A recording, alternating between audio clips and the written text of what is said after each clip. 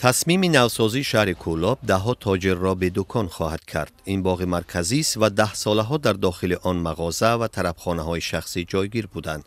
10 ینور نمایندگان حکومت به صاحبان انشاءات اطراف باغ امرنامه سپاریدند که بر طبق آن تا 15 روز دیگر بیناها خالی و ولنگار شوند. گواهنامه آوردند 15 روز مهلت.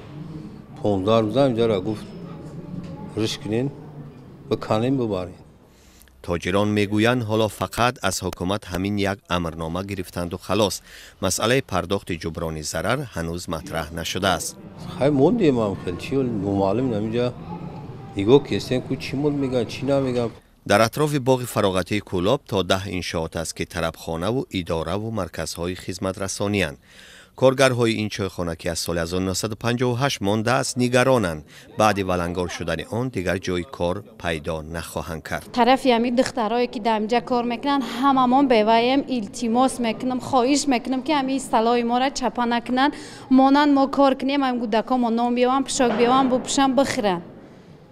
در حکومت شهر کولاب به رادیو آزادی گفتند باغ مرکزی وسیع خواهد شد و هر بینای خصوصی که بر طبق لایحه بازسازی در مرز باغ میماند تخریب می شود. چنین یک امرنامه تخریب را از حکومت صاحبان دکانهای بازار سخاوت نیز گرفتند. همین بازار ما جمعیت مطلوبات را نگاه میکنه.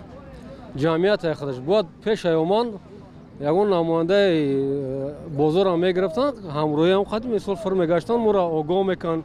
رئیس هم مثل می‌آوردن خواهشون فقط دو کس اومدن همین امضا کنند همینجا که خیلی شما 2 روز پس همینجا 10 روز پس میخیزن همینجا. صاحبکاران میگویند زیاده از 50 صاحبکار در دکان‌های نزد بازار کار میکنند و 400 نفر از اینجا رزق خود را مییابد. مغازینا شما از اینجا میخیزه گفتم میخیزونیم با ما جا بتن مبلغی که ما از خود خریدگیم در این مغازینا زیاده 20,000 دلار از خود شدگی بسیاری ما ایبان قرضدار هستیم ما چیکار کنیم را. هم تاجران نزد باغ فراغتی شهر کولاب هم بازار سخاوت در جای سیر آدمی شهر دکان دارند.